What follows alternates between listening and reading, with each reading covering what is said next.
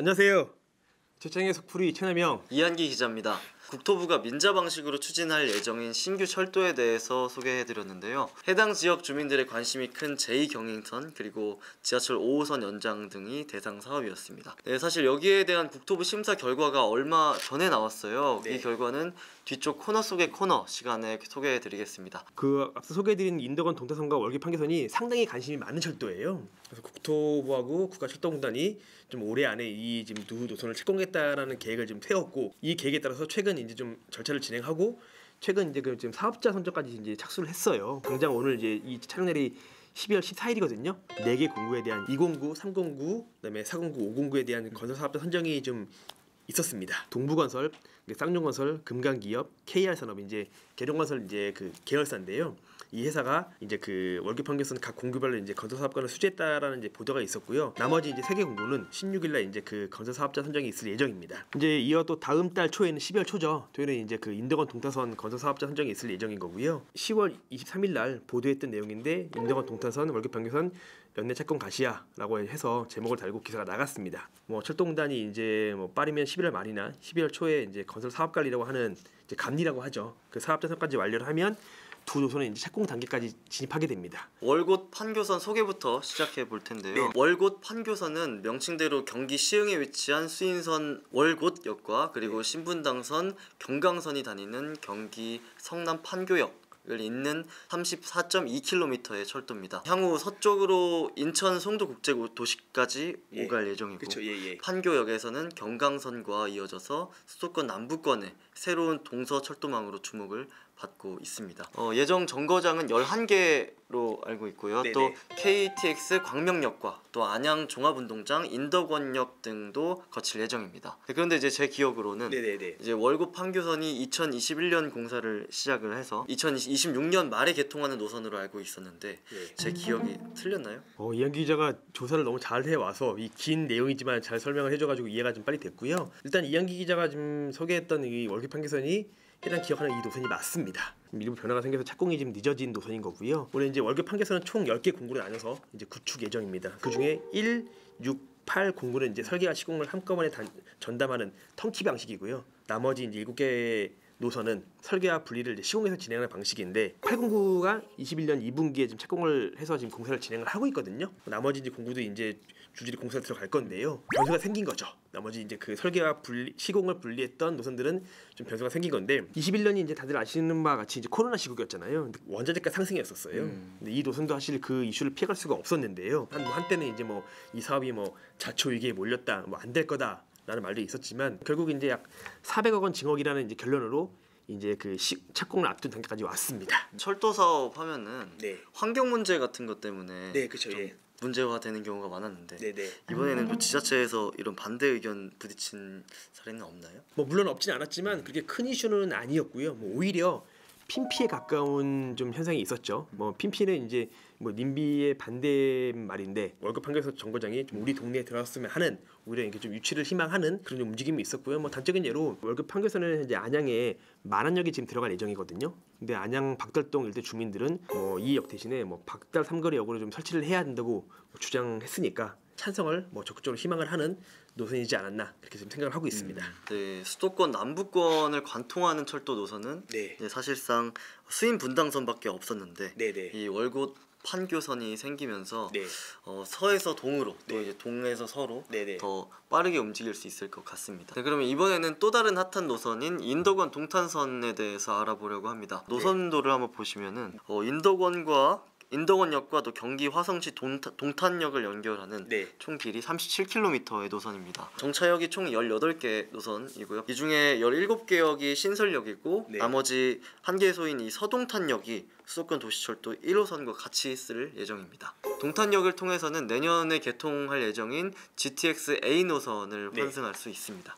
그러니까 인덕원 동탄선도 좀 수도권 남부에서 핫한 노선 중에 하나인데요. 좀 이 노선은 이제 총 12개 공구로 나눠서 좀 이제 그 진행이 될 예정입니다. 뭐 건설 사업자는 이제 아까 앞서 소개했던 대로 다음 달 초 12월 초에 좀 선정할 예정인 거고요.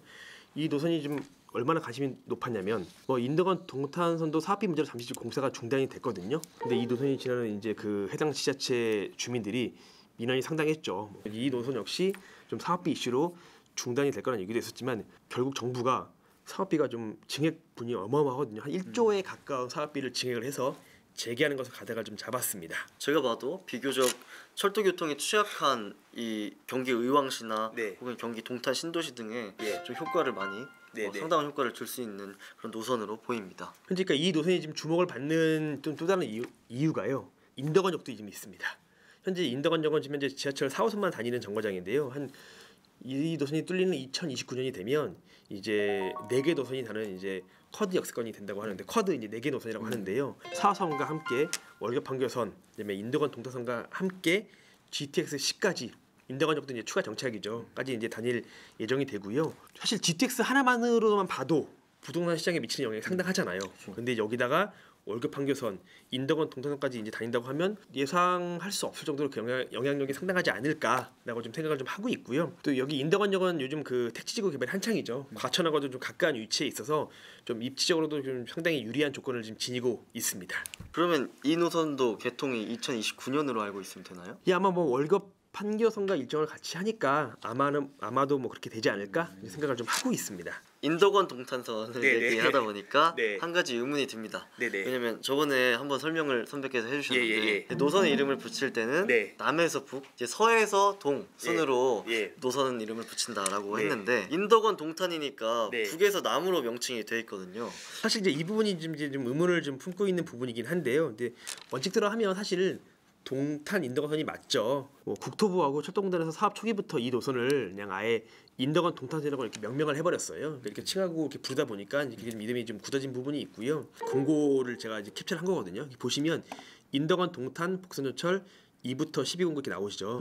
다만 저희 속풀이에서는 정부가 지금 인덕원 동탄선이라고 명명을 좀 했기 때문에 저희도 이제 그 좀 공식적으로 이 명칭을 따와서 쓸 수밖에 없다는 점을 지금 양해 말씀을 좀 부탁드리겠습니다. 네, 저희가 이제 계속 드리는 말씀인데 이제 다시 한번 철도 르네상스라는 말이 실감 날 만큼 이번에는 이제 인덕원 동탄선 그리고 월곡 판교선이라는 또 새로운 노선이 등장했습니다. 그러니까 저희 속풀이가 좀 도로나 철도등 좀 신규 인프라 소개를 좀 컨셉트로 잡고 있기 때문에 뭐 아마도 다양한 노선이 소개를 좀 할 예정이고요. 좀 그나저나 좀 공도 빨리 해야 되는데 좀 걱정입니다. 그러면 다음에는 또 어떤 철도 노선이 있을지 이제 궁금함을 남기면서 시즌2 10번째 순서도 마치도록 하겠습니다. 자, 코너 속의 코너 AS 시간인데요.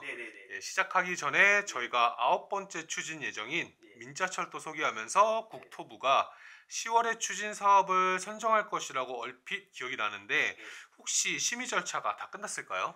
그러니까 저희가 아까 스프리 시작하면서 이제 말씀드린 바와 같이 이제 국토부에서 이제 10월달에 심의를 했고요. 지난 11월 6일날 이제 발표를 했습니다. 일단 이 관련 기사 보여드리겠습니다. 이게 보면 이제 제목 저희가 11월 7일자 아침에 국토부 제2경인선 대전 세종 충북선 신규 선정돼 있다고 이제 보도를 했는데요. 정확히 지금 선정이 된 3개 노선은요.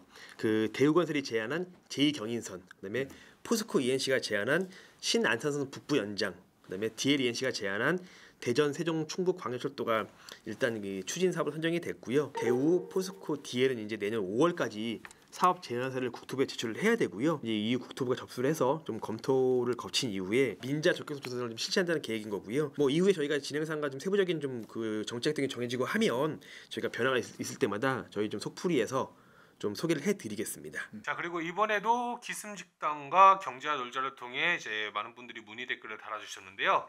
토롱님이라고 전부 민자로 건설하게 된다면 요금도 전부 다른 걸까요? 하면서 BTL, BTO, AP 방식이라는 게 정확히 무엇인지 알고 싶다고 해주셨는데요. 그러니까 저희가 이 9번째 속풀이를 진행하면서 좀 민자 방식에 대해서 이렇게 좀 슬쩍 좀 했던 얘기를 했는데 거기에 지금 질문을 달아주신 것 같으세요. 좀 일단 좀 쉽게 설명을 드리면요. 일단 그 BTO는 저희가 앞서 설명드린 대로 이제 민간 사업자가 이제 수치를 건설하게 되면 일단 소유권을 정부에 넘깁니다.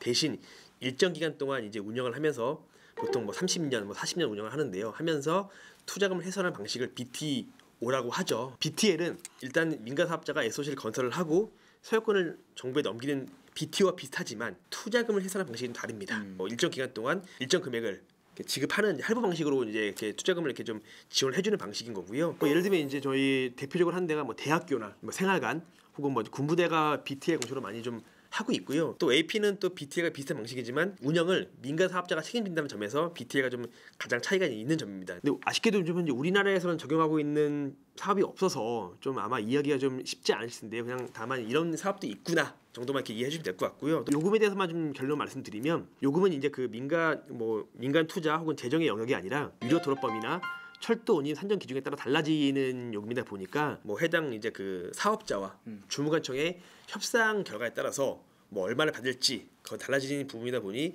민자로 한다고 해서 무조건 요금이 뭐 비싸다 혹은 뭐 싸다 혹은 뭐 재정과 비슷하다라고 이렇게 좀 쉽게 단정 지을 수 없을 것 같습니다. 카항이님이 또 댓글을 달아주셨어요. 서남권 철도도 좋지만 경기 북부 소식도 궁금합니다라고 해주셨어요. 북부 소식을 일부러 제외한 건 아니시죠? 그건 아니야. 절대 아닙니다. 그건 아닌데 예. 이제 북부 지역에도 새로운 철도가 나타나면은 이제 최대한 발빠르게 소개해드리도록 하겠습니다. 댓글 때문에 좀 봤어요. 이제 파주 운정 여기서 이제 출발하는 GTX A 노선이 있죠. 그리고 이제 도시철도 7호선을 포천까지 연장하는 네, 그런 사업도 현재 진행 중이더라고요. 저희가 추후 수도권 북부 지역은 따로 묶어서 정리를 한번 남영 선배께서 해주실 것 같습니다. 이 밖에 뭐 ASH와 김정관님이 이번에도 잘 봤다고 응원해 주셨습니다.